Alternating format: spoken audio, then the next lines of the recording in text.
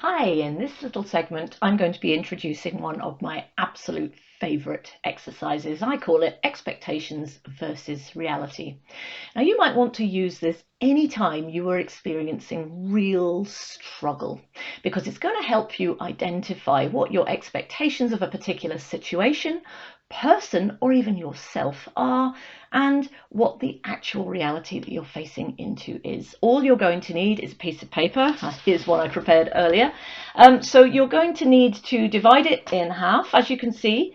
Write expectation on one side, or how it should be, if that feels like a better way of titling it. And the other side of the piece of paper is going to be the reality, or how is it really. Now, this is an exercise that's done in two halves. So you're going to start just with the expectation side of your paper. And here you are going to want to think of the specific situation, person, or indeed yourself in a particular situation. And you're going to think of that specifically. And then I want you to write down or capture all of your expectations, all of the things that this should be, how it should be, how the situation should be, how that person should be, or who you should be. And you're going to write them all down. Try not to filter yourself, just go for it. What is the reality here?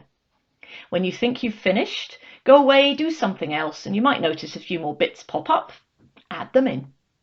Only when you're sure you're completely finished do you step away from it entirely. Then perhaps a day or so later, come back and do the reality side of your paper. Here you're wanting to write down how is it really. You've already done the shoulds, so if you find yourself going there again, either add them to the list or remind yourself you've already done that and come to the reality. How is it really? What's really happening? What's that person really like? How are you really feeling, or who are you really? And again, capture as much as you possibly can, get it all down. When you think you've finished, step away, add anything extra. Only when you are completely finished are you ready to do the next part of the exercise, which is to open it out and explore both at the same time. So to help with this, I've got this one that I completed just to give you an example of what it might look like. So mine are very, very generic. All the things that should be versus the reality of how they really are. But what you'll notice is I've added a piece at the top, what I'm calling the gap. Now, the gap is the emotional experience that happens to us when our expectations of how something should be are not matched in our actual reality in a negative way.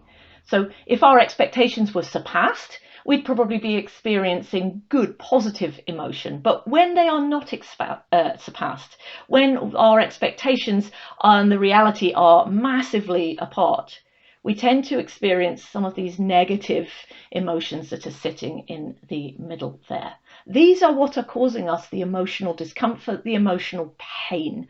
Understanding what they are and what is generating them is absolutely brilliant if we want to move this situation forward in a more positive way. And if you want to know how to do that, come back for the second part of this exercise and I'll show you how.